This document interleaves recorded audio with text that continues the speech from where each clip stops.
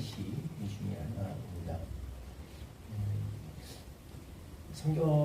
성경에서는 이 찬양의 중요성이 매우 강조되고 있죠. 왜 그렇게 하나님은 우리에게 찬양을 요구하실까? 성경은 왜 우리에게 찬양을 가르치고 있을까? 이런 파이퍼 목사님 그런 말을 했습니다. 왜 하나님은 그렇게 찬양을 우리에게 요구하시는가? 그것이 우리에게 최고의 기쁨이 되기 때문이다. 이렇게 얘기를 한 적이 있습니다. 맞는 말이죠. 하나님이 인정받고 싶은 어떤 욕구가 있으셔가지고 인정에 대한 결핍이 있어가지고 우리를 보고 찬양해. 야, 나 좀 높여라. 나 좀 찬양해라. 나에게 좀 영광을 돌려라. 이렇게 하시는 게 아니죠. 사람들은 그런 결핍 때문에 사람들로부터 그런 걸 받고 싶어 하지만 하나님은 그게 없어도 이게 우리가 무슨 영광을 만들어가지고 하나님께 돌려드려야 되는 그런 분이 아니십니다. 우리가 찬양을 해야 인정의 욕구가 채워지시는 그런 분이 아니시죠. 저 자체로 영화로우신 분이신데 그런데도 왜 자꾸 우리에게 찬양, 감사하는가? 그 자체가 우리 경배자들의 예배자들에게는 그 자체가 우리에게 최고의 기쁨이 되기 때문이다. 웨스트민스터의 소요리입니다. 우리가 잘 아는 1항도 그렇죠. 우리 인생의 제일 되는 목적이 뭐냐? 하나님을 영원롭게 하고 그분을 영원토록 즐거워하는 것이다. 하나님의 영광을 우리가 찬양하고 그분께 영광을 돌리는 것 그 자체가 사실은 우리에게 큰 즐거움이 된다는 그 말을 사실 하고 있는 거예요. 하나님을 영원롭게 하는 것과 그분을 영원히 즐거워한다는 것은 사실은 두 문장으로 되었죠. 원래는 같은 말이라 이렇게 해석을 합니다. 우리는 하나님을 찬양할 때, 하나님께 영광을 돌릴 때 이게 가장 기쁨이 되는 그런 존재로 사실을 만들어졌어요. 하나님을 높이고 하나님이 베푸신 놀라운 은혜를 감사하고 그분의 영광을 묵상하고 그분을 즐거워하고 찬양할 때 그것이 우리에게 가장 큰 기쁨이 된다. C.S. 루이스도 비슷한 말을 한 적이 있습니다. 하나님의 영광의 빛이 우리의 지성을 스치고 지나갈 때 그게 진리가 되고 하나님의 영광의 빛이 우리의 마음을, 우리의 감각을 스치고 지나갈 때 그게 즐거운 플레저가 된다라고 얘기를 한 바 있습니다. 우리가 하나님의 영광을 잘 발견하고 없는 영광 만들어드리는 게 아니에요. 그분의 영광은 이미 충만하십니다. 우리가 잘 발견하고 그것을 드러내고 집중하고 그것을 찬양할 때 우리 삶에도 가장 큰 기쁨과 즐거움이 있게 되는 겁니다. 오늘 시편 기자도 결국 마지막에 얘기하죠. 여호와 우리 주여 주의 이름이 온 땅에 어찌 그리 아름다운지요. 시작과 끝이 이걸로 시작합니다. 하나님이 얼마나 아름다운가. 하나님이 얼마나 영화로우신 분이신가. 하나님께 찬양하지 않을 수 없다. 누가 또 이렇게도 팀 켈러 목사님 그렇게 하신 것 같아요. 릴리전과 페이스, 우리의 그 신앙의 차이가 뭐냐. 종교는 어떻게 보면 두려워서 믿는 것이다. 얘기할 수 있겠습니다. 네. 그걸 믿지 않으면, 섬기지 않으면 나에게 어떤 재앙과 화가 미치니까. 그래서 열심히 빌는 거죠. 열심히 빌기도 하고, 무슨 종교적 의무를 행하기도 하고, 그래야 내가 재앙을 피하고, 화를 피하고 복을 받을 수 있습니다. 그게 어떤 종교라면, 근데 우리는 또 다른 말로 하면 그게 또 나에게 유익하기 때문에, 유스풀이라는 말을 썼네요. 유스풀하기 때문에 신을 섬기는 거. 우리는 하나님이 우리에게 유스풀하기 때문에 그래서 하나님 섬기는 게 아니라 하나님이 우리 뷰티풀하시기 때문에 하나님이 원래 아름답고 영화로운 분이기 때문에 그래서 우리는 하나님 섬기는 것이다. 이렇게 요약하기도 설명을 하기도 했습니다. 다 맞는 말이죠. 실용적인 목적, 하나님을 섬기는 게 우리가 재앙을 피하고 또 우리에게 복을 가져다 주고 그래서 하는 것이 아니라 그래서 하나님을 섬기고 믿고 기도하는 것이 아니라 하나님 자체가 너무 아름답고 영화로우시 그분 앞에 경배하지 않을 수가 없는 그분을 찬양하지 않을 수 없는 그 자체가 잘 믿으면 나에게 돌아오는 무엇 때문에 즐거워서 믿는 게 아니라 이 아름다우신 하나님, 영화로우신 하나님 자체를 묵상하고 경배하고 섬기고 찬양하는 자체가 기쁨과 즐거움이 되는 이 참된 신앙의 자세다라는 것입니다. 어쨌든 그래서 시편 기자는 이렇게 얘기합니다. 주님이 너무 아름다우십니다. 주의 이름이 너무 아름다워요. 그렇게 시작해서 주의 이름이 어찌 그리 아름다운지로 끝을 맺습니다. 이게 참다운 찬양의 자세라는. 구체적으로 왜 그렇게 어떤 점이 그렇게 영화로우시고 찬양합니까? 어디서 그 영광을 보는가 생각해 볼 때 오늘 본문에서 세 가지를 찬양합니다. 첫째는 만물 속에 나타난 하나님의 영광. 너무 아름답다라고 찬양하고 있어요. 그래서 주의 영광이 하늘을 덮었다라고 얘기합니다. 주의 손가락으로 만드신 하늘, 주께서 베푸신 달과 별들, 너무 이게 신비하고 놀랍고 아름답고 그 속에 나타난 이 하나님의 영광과 솜씨와 권능이 얼마나 아름다운가를 감탄하고 찬양하고 있습니다. 그래서 우리가 하나님의 영광을 사실은 가장 먼저 느껴야 되는 부분은 이런 영역. 우리가 사실은 좀 약하기가 쉽죠. 우리가 이런 부분에 대해서는 잘 모르기 쉬운데 그렇지 않습니다. 이 천지 만물을 가운데 나타난 이 하나님의 영광, 사실 여기에 어마어마한 하나님의 영광과 신성과 권능과 아름다움이 나타나 있어요. 성경은 계속 이걸 강조하고 있습니다. 궁창이 하나님을 찬양한다고 했어요. 하늘의 별들이 하나님의 영광을 나타낸다고 했습니다. 아브라함도 사실은 하늘의 별을 통해서 반짝이는 별을 통해서 하나님의 권능을 보았고 거기에 압도되었고 거기서 하나님의 말씀을 믿었습니다. 하나님 그걸 의로 여기셨어요. 욥이 그 인생의 고난 문제, 왜 하나님 나에게 이런 걸 주시는가? 도대체 이걸 통해서 뭘 하시니? 깨달을 수 없는 어떤 그 이유에 대해서 고민할 적에 결국 하나님이 보여주신 게 딴 게 아니에요. 신학적인 설명을 주신 게 아니었어요. 친구들 와서 막 신학적인 설명을 가지고 욥에게 하려고 했는데 하나도 도움이 안 되죠. 하나님께서 지으신 천지 만물을 그에게 말씀드렸어요. 내가 이런 것들을 지을 때 네가 거기 있었는데 그 가운데 나타난 하나님의 창조 속에 나타난 하나님의 권능과 위엄, 거기에 욥이 압도되었습니다. 그러니까 그의 문제가 풀렸어요. 그러니까 이런 하나님이 일하시는 것을 내가 어떻게 내 좁은 머리와 신학과 개념으로 완벽히 이해하고 재단하고 설명하려고 했는가? 어떻게 사람이 그럴 수 있겠는가? 거기서 욥의 그 고민이 풀렸습니다. 내가 이해할 수 없는 방식, 이해할 수 없는 세계 속에도 내가 이해를 못한 것뿐이지 거기에 여전히 하나님은 계시고 하나님은 그런 신비 가운데 이끌어가고 계신다. 거기서 욥의 문제가 풀렸고 고민이 풀렸거든요. 우리는 좀 낯선 표현일 수 있겠습니다만 설교를 통해서도 은혜를 받지만 이 하나님이 지으신 이 자연 만물 이걸 통해서도 그 속에 나타난 하나님의 권능을 볼 수 있어야 되고 감상할 수 있어야 되고 하나님께 찬양과 영광을 돌릴 수 있어야 되고 그러니까 때로 이런 것도 필요한 것 같아요. 하나님이 지으신 창조 세계를 좀 잘 살피고 근데 우리가 그러지 못하죠. 우리는 너무 그 개인적인 어떤 일과 목표에 매진돼서 스스로 세워놓은 어떤 목표들을 거기에 몰입돼서 그걸 달성하기 위해서 주구장창 달려가고 사람이 만든 것들에 시선을 뺏기고 가장 많이 시간을 보는 것들 현대인들도 스마트폰 하루 종일 그거 보면서 많이 지내죠. 이거 비유를 하자면 그런 겁니다.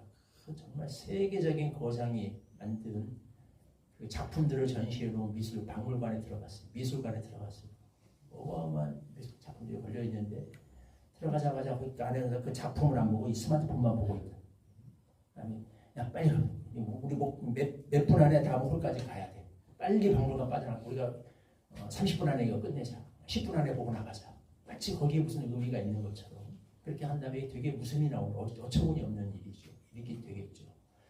우리는 하나님이 만드신 인간 중에 어떤 거장도 따라갈 수 없는 하나님이 만들어 놓으신 이 엄청난 세계, 그 박물관 안에 들어가 있는데 꼭 그렇게 살고 있죠. 이걸 들여다보는 게 이거 들여다보고 있고 스마트폰 들여다보고 있거나 아니면 그 안에 내가 설정해 놓은 어떤 목표들의 매진이 해가지고 그걸 달성하는 데 온 힘을 다 써서 하나님이 만들어 놓으신 이 어마어마한 세계에 담긴 하나님의 권능과 능력과 신성과 그 아름다움을 감상하지 못해요. 그걸 즐거워하지 못해요. 그걸 찬양하지 못해요. 그래서 우리 가장 우리 그 우리가 느껴야 될, 누려야 될 기쁨과 즐거움은 이 하나님이 지으신 세계 속에 나타난 하나님의 권능을 찬양하는 것. 두 번째로 시편 기자는 하나님의 역사 방법 속에 나타난 신비와 아름다움을 찬양합니다. 뭐냐? 하나님이 젖먹이들 어린 아이들과 젖먹이들의 입으로 권능을 세우셨다. 원수와 보복자들을 잠잠하게 하셨다. 놀라 하나님 정말 기가 막히게 일하십니다라고 하는 거예요. 그래서 어린 아이와 젖먹이들을 통해서 하나님의 권능이 나타나게 하셨다. 원수들을 무릎 꿇게 하셨다. 이 어린 아이와 젖먹이 성경에서 이 어린 아이, 젖먹이들은 여러 가지 의미로 부정적인 의미로 긍정적인 의미로 쓰이죠.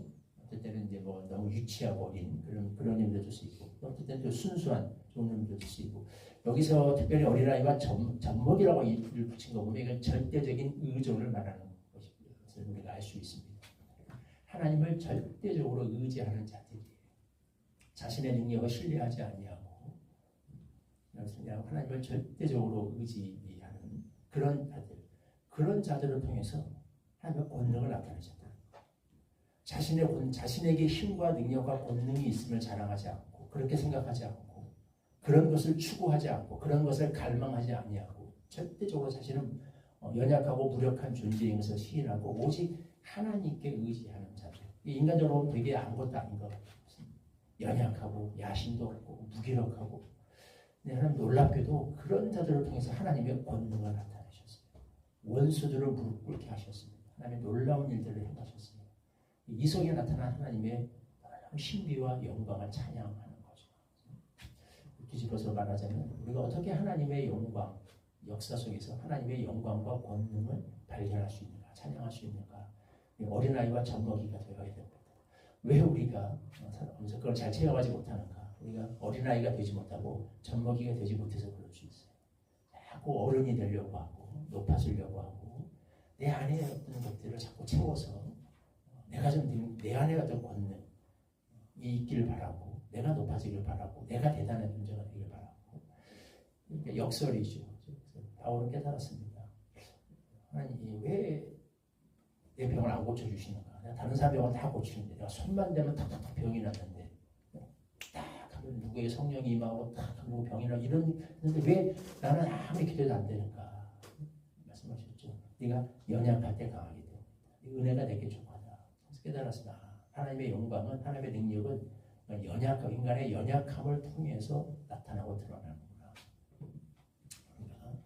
그러니까 어린아이가 되려고 애를 씁니다. 그래야 때 젖먹이가 되고 어린아이가 되려고 애를 쓸 때 우리는 우리의 삶 속에서 역사하시는 놀라운 하나님의 권능을 체험하고 이 하나님의 아름다움을 발견하고 이 하나님의 영광을 찬양할 수 있게 됩니다. 세 번째로는 우리 인간 가운데 나타난 하나님의 그 존귀와 영광, 이걸 보고 시편 기자는 감탄하고 하나님을 찬양합니다. 하나님은 이 별들을, 이 우주를 창조하신 어마어마한 분이신데, 그 광대한 우리 머리로 다 이해할 수도 없고 셀 수도 없는 그런 세계를, 헤아릴 수 없는 세계를 창조하신 분이신데, 도대체 그런 분이 내가 무엇이길래 이런 존재를 생각하셨는가? 이런 우리를 돌보시는가? 사람이 무엇이건데 주께서 그를 생각하시며 인자가 무엇이기에 주께서 그를 돌보시나이까? 이 3절과 4절이 붙어 있거든요. 하늘과 달과 별을 봤어요. 하나님이 지으신 이 엄청난 세계를 봤어요. 하나님은 그런 분이십니다. 그 짐작도 하고 헤아릴 수도 없어요. 아직까지도 현대 과학이 발달한 아직까지도 우주의 크기를 우리가 헤아리지 못하죠. 그래서 이 우주에 얼마나 많은 별들이, 거기 우리 인간은 정말 점 하나도 안 되는, 현미경으로 들여다봐도, 전자현미경으로 들여다봐도 우리가 다 보지 못하는 그런 미물과 같은 존재인데, 도대체 그런 분이 이런 우리를 이렇게 생각하셨다. 이런 우리를 그렇게 존귀한 존재로 만드셔서 어느 정도로 하나님보다 조금 못하게 하셨어요. 영광과 존귀로 가는 씌우셨습니다. 번역을 잘했어요. 옛날에는 천사보다 조금 못하게 했다고 그랬는데, 천사가 아니라 원어를 보면 하나님이 되어 있어요. 우리는 천사보다 위의 존재입니다. 우리는 하나님의 자녀들이고, 천사는 하나님께서 부르시는 종들이죠. 천사가 우리를 희죽을 거라고, 천국에 가면. 그런 존재로 우리를 만든, 이런 연약한 자들을, 그런 존재, 장차 그런 존재가 되게 하시려고 만드셨고, 우리 안에 하나님의 영광을 두셔서 이렇게 연약한 존재가 하나님이 지으신 이 세계를 관리하고 다스리도록 하나님의 형상이 되어서, 대리자가 되어서 이 세상을 통치하고 정복하고 관리하고 다스리도록 그렇게 하셨습니다. 하나님의 영광이고 신비죠. 이거 생각할 때 어찌 이 놀라우신 아름다우신 하나님의 신비하신 하나님의 이름을 찬양하지 않을 수 있겠는가 이렇게 얘기합니다. 예, 더 많은 이야기를 할 수 있겠지만 우리 아침 시간이라서 더 얘기를 할 수 없고 결론적으로 우리는 너무 되게 그 실용적인 목적으로 어떤 유스풀한 문제에서 이렇게 하나님 신앙생활 하기가 되게 쉽습니다. 기도 열심히 해야지. 그래 내가 이런 것들을 받지. 이런 것들을 얻어내지. 내가 세운 이런 목표들을 내가 달성해야지. 그래서 열심히 기도하고 그렇게라도 기도하는 것은 참 귀하고 좋은 거예요. 근데 그 이전에 하나님 자체의 그 위대하심과 거룩하심과 아름다우심 그것 때문에 우리가 하나님을 찬양하고 그것 때문에 하나님을 경배하고 그것 때문에 하나님을 섬기고 그것이 우리의 즐거움이 되는데 열심히 기도했더니 하나님이 나에게 이런 것들을 주셔서 어떻게 보면 그 부스러지는 떨어진 그 빵부스러기 같은 것들 그것 때문에 기뻐하고 즐거워하고 슬퍼하고 분노하고 우리의 희로애락이 그런 2차적인 것 때문에 결정된다면 참 안타까운 것입니다. 그 이전에 우리는 이렇게 영화로우신 하나님을 믿는 사람 그 하나님께서 하나님 당신의 영광과 존귀와 형상을 우리 안에 두셨어요. 그 하나님께서 우리 같은 존재를 통해서 일하십니다. 이 자체가 너무 감격스럽고 기쁘고 즐겁고 우리 신앙의 기쁨과 즐거움이 여기에서 비롯됩니다. 이게 참된 신앙인의 자세입니다. 우리의 신앙생활이 그렇게 됐으면 좋겠어요. 2차적인 것들, 그 땅부스러기 떨어지는 빵부스러기 같은 것들 하나님의 보너스로 주실 수도 있고 때로는 자꾸 미룰 수도 있는 그런 것들 때문에 너무 그렇게 기뻐하고 슬퍼하고 희로애락에 거기에 달려있는 그런 삶을 살지 말고 하나님의 이름이 아름다우셔서 그 이름 그 자체를 그게 기쁨이 되고 즐거움이 되고 우리의 노래가 되고 우리의 찬양이 되고 감사 제목이 되는 그런 신앙생활을 좀 했으면 좋겠습니다. 네, 그런 은혜를 허락해 주시기를 기도합니다. 이 1절과 9절 말씀 같이 한 목소리로 읽겠습니다. 먼저 1절 시작. 여호와 우리 주여 주의 이름이 온 땅에 어찌 그리 아름다운지요 주의 영광이 하늘을 덮었나이다. 2절 여호와 우리 주여 주의 이름이 온 땅에 어찌 그리 아름다운지요. 하나님 주의 이름이 어찌 그리 아름다운지요. 주의 영광이 온 하늘과 온 세상을 덮었습니다. 우리의 삶 속에서 이 하나님의 영광을 우리가 봅니다. 우리 안에 두신 하나님의 형상 속에서 하나님의 아름다우신 영광과 존귀와 위엄을 봅니다. 하나님 이것만으로도 우리는 하나님을 찬양하지 않을 수 없고 이것만으로도 우리는 감사하지 않을 수 없고 이것만으로도 우리는 노래하지 않을 수 없는 것을 고백합니다. 우리의 눈을 열어주시고 우리의 심령을 감동시켜 주셔서 이것이 우리의 감사 제목이 되고 이것이 우리의 노래가 되고 이것이 우리의 기쁨과 즐거움이 되게 하여 주시옵소서. 하나님께서 우리에게 다음에 보너스처럼 주실 수 있는 그 어떤 부차적인 것들 그것 때문에 너무 우리가 기뻐하고 슬퍼하고 분노하고 안타까워하지 않게 하여 주시고 하나님 자체의 존귀와 영광과 아름다움 이것으로 인하여서 우리가 기뻐하며 이것으로 인하여 하나님을 경배하는 참된 예배자들로 살 수 있게 하여 주옵소서. 예수님의 이름으로 기도하옵나이다. 아멘. 찬송가 14장 1절 부르시고 기도해 주시고 함께 기도하겠습니다.